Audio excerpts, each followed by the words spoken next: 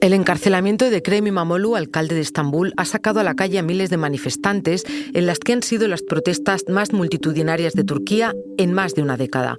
Quienes protestan, en su mayoría jóvenes, ven tras esa detención la mano de Recep Tayyip Erdogan, presidente del país. Soy Silvia Cruz La Peña. Hoy en El País, Turquía. ¿De qué tiene miedo Erdogan?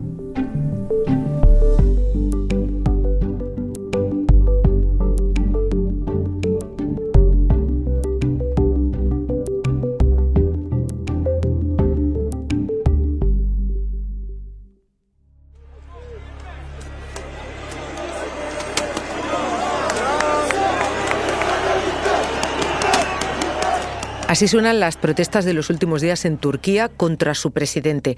Para entender qué está pasando, he llamado a mi compañero Andrés Mourenza, que cubre El País desde hace más de 15 años. Hola, Andrés. Hola, Silvia. Turquía vive días convulsos. Explícame por qué. Bueno, porque Turquía está viviendo las manifestaciones más masivas de la última década, probablemente incluso de los últimos 12 años. Hay mucha gente, sobre todo jóvenes, la Turquía opositora, que se ha echado a la calle contra el gobierno de Erdogan, al que acusa de estar detrás del encarcelamiento de Ekrem İmamoğlu, que hasta ahora, porque ha sido depuesto oficialmente, era alcalde de Estambul y además es el candidato de la oposición para las próximas presidenciales. Andrés, ¿bajo qué argumento le ha mandado un juez a prisión? Pues el juez le ha enviado a prisión supuestamente por ser el líder de una trama corrupta, pero también se enfrenta a acusaciones de colaboración con banda terrorista. Esos son los motivos del juez, pero me has dicho que las manifestaciones son contra el presidente Erdogan. ¿Qué papel ha jugado en esta historia? Bueno, pues lo que arguye la oposición y cree, digamos, media Turquía, la media Turquía que apoya a İmamoğlu o que es contraria al gobierno, es que esto ha sido una decisión del propio gobierno, de Palacio, que le llaman, del propio Erdogan, que a través de su influencia en la justicia la ha utilizado para librarse de un rival político que podría hacerle sombra y que podría competir en igualdad de condiciones o incluso superarle en las próximas elecciones. Preparando este episodio, has llegado a decir que Erdogan se ha pasado de frenada.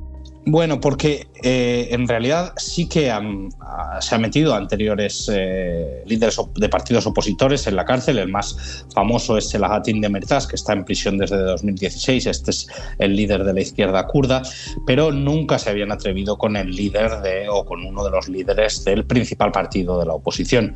Es un paso más en la espiral represiva, en el aumento del autoritarismo del gobierno.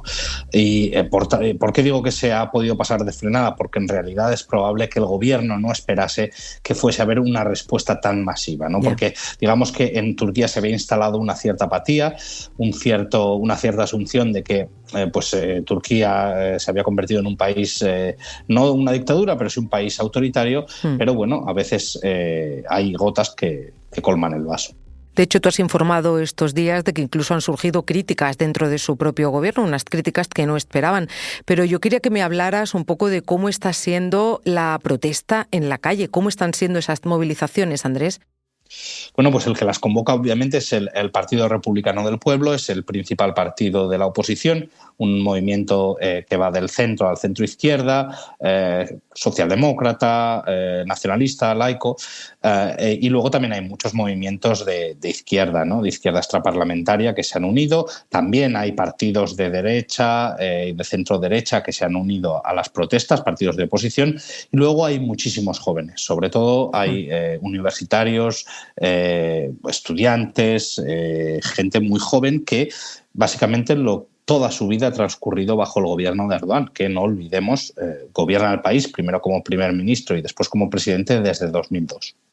Andrés, antes me decías que son las movilizaciones más masivas en más de una década. ¿Cuál es la última que recuerdas que pueda tener una importancia parecida? Bueno, la más grande a la que se ha enfrentado Erdogan ocurrió en 2013 y fue la conocida como la revuelta de Gezi, que básicamente fue el 15M de Turquía. Allí, primero, esto empezó como una pequeña protesta contra la tala de unos árboles en un parque del centro de Estambul, porque Erdogan pretendía construir allí un centro comercial. Y esta fue la gota que entonces colmó el vaso de la paciencia de muchísimos jóvenes que se echaron a las calles y se convirtieron en unas protestas que durante un mes se extendieron a todo el país y millones de personas salieron a la calle pidiendo la dimisión de Erdogan. Me gustaría que no olvidáramos a la persona que está detenida. Cuéntame algo más de este líder opositor al que parece que se ha enfrentado Erdogan. Ekrem İmamoğlu era prácticamente un desconocido hasta las elecciones locales de 2019. Es una persona que viene de la región del Mar Negro, que es una región bastante conservadora del norte de Turquía, de la que también procede la familia de Erdogan. El propio İmamoğlu se crió en una familia más bien conservadora. Su padre era de un partido de derechas. De hecho, él empezó a militar en este partido, pero luego, cuando ya en Estambul ya había empezado a trabajar en la empresa de construcción de su familia, en 2008 decidió afiliarse al Partido Republicano del Pueblo, a los socialdemócratas. Y allí, poco a poco, pues fue comenzando a escalar posiciones. Primero fue el líder provincial de las juventudes del partido, luego en 2014 fue alcalde de distrito y en 2019, un poco sin que nadie le diese muchas opciones, fue nombrado el candidato de los socialdemócratas a la alcaldía de Estambul. La alcaldía de Estambul es una alcaldía metropolitana, es una alcaldía digamos que hay 16 millones de personas oficialmente viviendo en Estambul, es decir, que es un ayuntamiento que maneja muchísimo dinero. Y, por ejemplo, para el partido de Erdogan, para los islamistas que lo habían controlado durante 25 años, está muy importante por el número de recursos que se controla, de empresas y las redes clientelares que podían tejer con ellos, ¿no? Entonces, bueno, pues es un jugoso objeto de deseo para todos los partidos políticos. No hay que olvidar que Erdogan, que fue alcalde de Estambul, él lo utilizó como trampolín para la política nacional y decía esta frase tan famosa de quien controla Estambul controla Turquía, ¿no? Entonces, en 2019, İmamoğlu, siendo un poco desconocido, quedó apenas unos votos por encima del candidato nombrado por el partido de Erdogan. Pero el partido de Erdogan decidió anular las elecciones y decir que había que repetirlas. Esto fue visto como un escándalo por la mayor parte de la población y en la repetición de las elecciones İmamoğlu no solo ganó, sino que además incrementó su ventaja en 800.000 votos. Y en las elecciones del año pasado, en 2024, incrementó esta ventaja respecto a otro candidato del partido de Erdogan hasta más del 1.000.000 de votos. Es decir, que ha ido progresivamente incrementando su apoyo, ¿no? A través de proyectos sociales, ha hecho mucho hincapié en eso, a través de, lucha contra la corrupción, ¿no? Porque él fue muy crítico con la administración que heredaba y, de hecho, cerró muchísimas oficinas, vendió coches de lujo que estaban usando en la anterior administración, etcétera, etcétera. O sea que ha estado siempre debajo de los focos en su labor como alcalde. Andrés, además de llevar muchos años en Turquía, eres autor de un libro que se titula La democracia es un tranvía, el ascenso de Erdogan y la transformación de Turquía. Por eso esta pregunta me la tienes que contestar tú y nadie más. ¿Qué significa este movimiento represivo del presidente turco? Bueno, significa probablemente que tiene miedo. ¿Por qué? Porque Erdogan, aunque es verdad que la oposición lo tilda de dictador y es cierto que su gobierno es cada vez más autoritario, no ha llegado nunca a imponer una dictadura en Turquía. Es verdad que el espacio político de la oposición se ha ido reduciendo cada vez más. Desde que llegué yo en los años 2000 hasta ahora el cambio ha sido alucinante. No hay casi espacio para la protesta pública, los medios críticos pues lo tienen muy difícil para sobrevivir, etcétera, etcétera. De hecho, por ejemplo, durante las protestas primero el Consejo de Radio y Televisión ha amenazado a los canales críticos con retirarles las licencias si seguían emitiendo en directo las protestas y se ha detenido al menos a una decena de periodistas que además estaban simplemente haciendo su trabajo en las protestas, pero se les ha enviado a prisión preventiva bajo la acusación de violar la ley de manifestaciones, lo cual es un sinsentido. Entonces es verdad que Turquía se ha vuelto cada vez más autoritaria, pero es verdad también que el resultado de las elecciones nunca ha sido manipulado. Nunca ha sido manipulado en cuanto al voto. Obviamente las campañas son muy desequilibradas, donde el gobierno, es decir, el partido de Erdogan, tiene siempre al Estado detrás, todos los recursos del Estado detrás, y la oposición tiene una carrera cuesta arriba. Pero a la hora de votar, y los turcos se toman muy en serio las elecciones, a la hora de votar lo que sale de las urnas, digamos que realmente refleja la voluntad popular. Entonces Erdogan tiene miedo de que venga alguien que tenga más apoyo electoral. Y no hay que olvidar que Erdogan nunca ha superado el 52% de los votos. Es decir, que los que se oponen a Erdogan son el 48% de los turcos, lo cual es una cifra demasiado pequeña como para jugar en unas elecciones ahora presidenciales, porque anteriormente estábamos en un sistema parlamentario, con lo cual con menos de un 50% se podía llegar al gobierno, incluso con mayoría absoluta, pero ahora mismo estamos en un sistema presidencialista en el que hay que conseguir más del 50%. Es decir, que Erdogan tiene un margen muy pequeño por el que, si pierde ese apoyo, puede perder el gobierno. Y para él, ahora mismo es inadmisible perder el gobierno. Andrés, dame un momento. Enseguida volvemos.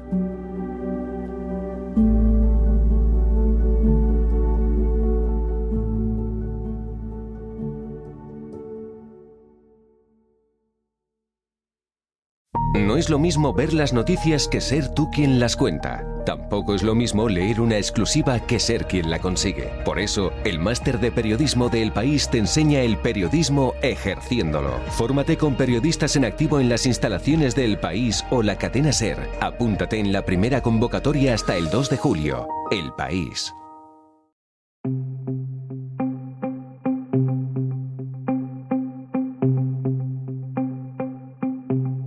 Hablo hoy con Andrés Mourenza, gran conocedor de Turquía, de las grandes movilizaciones de los últimos días tras el encarcelamiento del mayor líder opositor de Erdogan. Andrés, antes me has explicado quién organizaba estas marchas, cuál era el motivo, pero me gustaría saber también qué te ha contado la gente a pie de calle. Bueno, pues la verdad es que hay mucha rabia en la calle. El domingo, por ejemplo, cuando se celebraron las simbólicas elecciones primarias de los socialdemócratas turcos para refrendar a Ekrem İmamoğlu como candidato a las próximas elecciones presidenciales, y en las que participaron 15 millones de personas, lo que decían es que sí que están muy enfadados porque consideran que es una injusticia. Y, por ejemplo, hablaba con una pareja de jóvenes que decían que obviamente no va a ser fácil cambiar las cosas, pero que el ver a tanta gente a su alrededor, el saber que no están solos, ¿no?, en sus ideas, esto les daba fuerza y les hacía no sentirse solos y les daba cierta esperanza. Kolay olmayacağı kesin. Bugünlere de öyle hemen bir günde gelmedik ama en azından bir halk direniş gösteriyor. Ya me has dicho que en estas manifestaciones hay muchísima gente joven. De hecho, acabamos de escuchar a un chico que estaba en una de ellas. Andrés, explícame un poco, hazme una radiografía de cómo es esa juventud turca. Bueno, pues la juventud turca, en primer lugar, es mucha. Es decir, Turquía es un país muy joven. Y eso, digamos que económicamente siempre le ha dado una potencia, ¿no? El problema es que esa potencialidad se está terminando porque mucha juventud, sobre todo los que van a la universidad y estudian, que hasta hace, por ejemplo, cuando llegué yo en los 2000, sabían que estudiar en la universidad era un pasaporte directo y seguro para tener un buen empleo, tanto en el sector público como en el privado, pues ahora ya no lo es. Es decir, ha pasado un poco lo que ha pasado en España en los últimos 50 años, pero en el plazo de 15, ¿no? Y de una manera mucho más brutal. Por ejemplo, esta mañana hablaba con una médico, una doctora, que me decía que como ella había ido a muchos hospitales a pedir trabajo y tal, pero le cerraban las puertas preguntándole cuáles eran sus opiniones sobre la revuelta de Gezi, de la que hablábamos antes, ¿no? Una joven de 30 años. Y los más jóvenes aún lo tienen peor. O sea, sienten que básicamente les han robado el futuro del país, que ellos se esfuerzan, pero si no son, por ejemplo, del partido, tienen las puertas cerradas y no son del partido de Erdogan. De hecho, con otro de los jóvenes que hablé este domingo, decía que veían que esta movilización es la última oportunidad que les queda para cambiar las cosas y que si no, pues no hay futuro en Turquía. Artık bir gelecek yok Türkiye'de. Bunu değiştirmek için de bu son şansımız. Escuchábamos a este joven, me acabas de describir cómo es la juventud turca en 2025. Cuéntame ahora, Andrés, ¿cómo es el clima político que se vive allí? Bueno, pues Turquía está muy polarizada. digamos que Erdogan es una figura polarizante y ha jugado mucho con eso, ¿no? De los que están con él y los que están contra él, ¿no? Los que están con él son los que representan a la voluntad nacional, los valores de Turquía, y los que están contra él pues son traidores a la patria, les está llamando vándalos, extrema izquierda, grupos marginales, etcétera, etcétera. Pero la realidad es que Turquía es un país muy diverso y que hay también una gran parte de Turquía, quizás no más del 50%, pero sí muy cercana al 50%, que se opone a Erdogan, se opone vehementemente. Y de hecho esto está cambiando. Cada vez más dentro de las ciudades hay una oposición mayor a Erdogan, lo cual es extraño porque Erdogan empezó su carrera política y desarrolló su fuerza en las ciudades, ¿no? Pero bueno, estamos viendo cómo progresivamente, sobre todo por cómo la situación económica va empeorando, y las posibilidades de futuro para la juventud van empeorando, que la oposición le va arañando apoyo al gobierno. ¿Y esa oposición cómo está capitalizando todo esto, Andrés? Bueno, pues la oposición de momento afirma que va a seguir en las calles. Erdogan dice que, ha dicho recientemente que el show se terminará pronto. Ya. Y de hecho confía, digamos, o creemos que confía Erdogan en que el Partido Republicano del Pueblo, los socialdemócratas, siempre han sido muy timoratos, siempre han tenido mucha alergia a las calles. Y por eso están un poco sorprendidos desde el gobierno en que hayan optado, ¿no?, en esa decisión de no vamos a abandonar las plazas y las calles hasta que saquen a Imamoglu de prisión. Y esto, a su vez, ha dado pie a que otra gente que participa en las protestas, que no son necesariamente miembros del Partido Republicano del Pueblo, a que añadan más cosas a la protesta y a que esta rabia, ¿no?, colectiva encuentre un modo de expresión, porque este malestar con el estado de las cosas que lleva mucho tiempo huyendo, pero que no ha llegado nunca a hervir ni a cristalizar, porque no se podía manifestarse, porque manifestarse y las pequeñas manifestaciones siempre han sido reprimidas, las feministas, las izquierdistas, las prokurdas han sido reprimidas en los últimos años y cada vez con mayor violencia. Pero ahora que llega un momento, hay unas protestas lo suficientemente grandes como que para que la policía no pueda reprimirlas totalmente, entonces la juventud está encontrando una forma, la juventud y la gente que se opone a Erdogan está encontrando una forma de expresarse, una forma de sacar esa rabia contenida y de expresarla en las calles. Y esto es un movimiento pues, que es difícil de parar para el propio gobierno. ¿Y en qué lugar deja toda esta situación a Erdogan, que tiene unas presidenciales en 2028? Bueno, pues Erdogan tiene también una salida difícil porque él no está acostumbrado a recular. Es una persona muy orgullosa y, por ejemplo, en las pasadas revueltas de Gezi, cuando gente de su propio gobierno le decía que era hora de negociar con los manifestantes, que a fin de cuentas tampoco hacían unas exigencias tan complicadas, ¿no? Simplemente pues, tener una planificación urbana un poco más humana.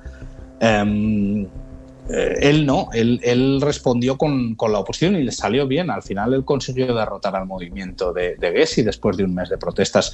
Y entonces ahora es probable que espere que con el tiempo se vayan desinflando, porque la semana que viene aquí es la fiesta del Ramadán. Cree que la gente no tendrá la capacidad para continuar estas protestas y confía en que mediante las detenciones que se están produciendo, detenciones a centenares cada día, 300, 400 personas cada día, pues con eso conseguirá amedrentar a la gente y que cuando lleguen las elecciones dentro de 3 años, pues todo esto haya caído en el olvido. Andrés, ¿Erdogan también estuvo en la cárcel cuando fue alcalde de Estambul? Efectivamente, y eso se lo han recordado ahora, incluso su antiguo compañero y expresidente de la República, Abdullah Gül, le ha dicho que no debería cometer estas injusticias cuando se las cometieron a él. Erdogan era alcalde de Estambul a finales de los años 90 y un juez le imputó haber leído un poema islamista, un poema que en realidad es un poema que se aprende en las escuelas. Pero, entonces era una estrella política también en auge, comenzaba a ser conocido a nivel nacional y un juez decidió quitárselo del medio enviándolo a prisión. Estuvo solo 3 meses en prisión, pero esto lo que lo convirtió fue aún más en un mártir y para los suyos y en una estrella política a nivel nacional. Es decir, fue su trampolín a la fama. Y dime, para acabar, Andrés, ¿cuánto le importa a Erdogan la imagen que está dando o que están dando estas protestas a Europa? Pues en realidad, otra de las razones por las que el gobierno haya decidido presionar para acabar con Imamoglu es el contexto internacional. Hay que recordar que en Estados Unidos tenemos a alguien como Donald Trump, al que la democracia le importa un bledo. Tenemos a una Unión Europea que, bueno, está más preocupada por Rusia y que ve en Turquía un aliado bueno en el tema de la seguridad y la defensa en caso de que Estados Unidos, deje a Europa sin alianzas. Y de hecho las respuestas de ambos han sido muy tibias. La de Rusia y la de Estados Unidos ha sido que esto es un problema interno de Turquía, y la de la Unión Europea ha sido bastante tibia en comparación con lo que solían ser otras respuestas de la Unión Europea. Pero hay una cosa que sí que le importa a Erdogan, y es la reacción de los mercados. Han corrido a intervenir en los mercados para evitar que se descalabrase la lira, para evitar que los inversores se fuesen, porque la economía turca está, en una situación muy precaria. Entonces, en cualquier movimiento o cualquier huida de inversores, pues esto sí que le puede poner las cosas muy difíciles. Veremos cuáles son las consecuencias económicas, políticas. ¿Cuánto tiempo pasa en la cárcel el líder opositor? Si son 3 meses como estuvo Erdogan, más o menos. Y volveré a hablar contigo, Andrés. Gracias. Gracias a ti, Silvia.